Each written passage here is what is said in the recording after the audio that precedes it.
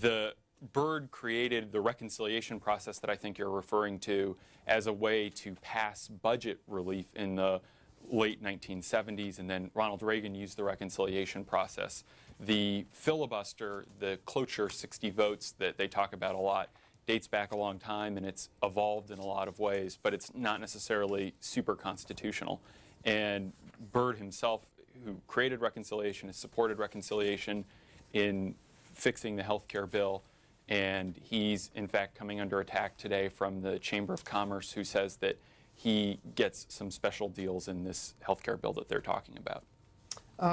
Senator Reid sent Senator McConnell a letter yesterday, and that, which, by the way, if you want to read this letter, it's on the front page of our website, cspan.org, and it's about the reconciliation process. What's the nub of the letter? Reid says it's time to pass health care. That's the nub of it. Is we're going to get this done. We're following the rules. We're doing what Republicans have done time and time again. Using the reconciliation process. Because Republicans have already begun to push back very aggressively in saying that Democrats are abusing the process and trying to jam this through.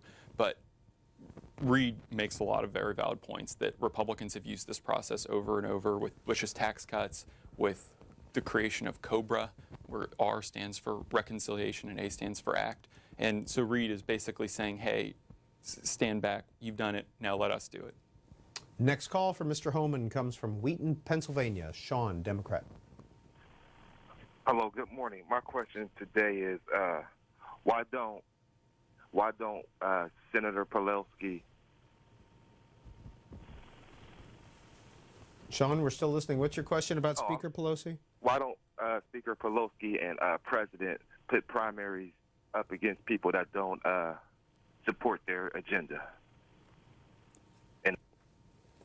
The Democrats are eager to keep their majority, and Speaker Pelosi and Majority Leader Reid and President Obama are very eager to keep the Democrats who they've got in office, and that's why they're rallying behind someone like Blanche Lincoln, probably the most vulnerable Democratic senator who's in Arkansas and is now facing a primary challenge from her left flank in the Democratic primary, but the Democratic establishment is rallying behind Senator Lincoln, and that's because they want the votes and they want the members who are here to stay.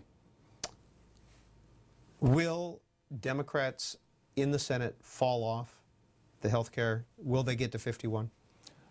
We'll see. I think they will get to 51 with the reconciliation process. They couldn't get back to 60. They're going to lose. You can sort of play out who's going to peel off, and there may need to be some horse trading and some promises to get to 51, but they'll be able to get to 51, I think. And when do you foresee the next movement in Congress on health care?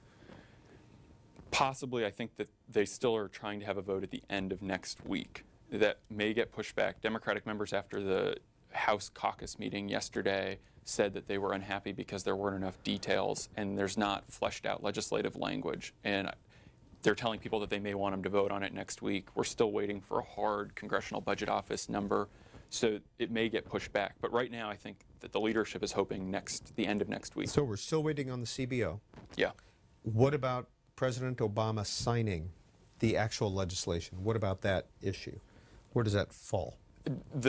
Originally, Robert Gibbs had been saying that he hoped March 18th would sort of be when it could get to the president, but he's backed off of that yesterday in his briefing, and I'm not sure that they have a set date. I think that they still want to sign legislation before the president leaves for Asia. Next call for James Hohmann comes from Indianapolis. Lincoln on our Republican line. Hi. Hi, good morning. Hi. My question is, well, actually, I'm going to start off with the comment.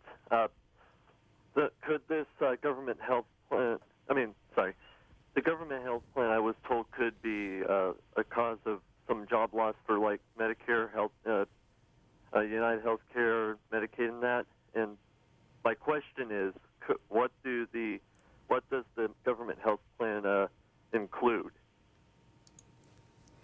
Well, what I was just trying to get at is that Democrats still don't necessarily know. The leadership has sort of worked out a compromise behind closed doors about what exactly they're going to do and what's going to be in healthcare, but we still haven't seen final legislative language, so we don't know exactly what the final bill will look like. James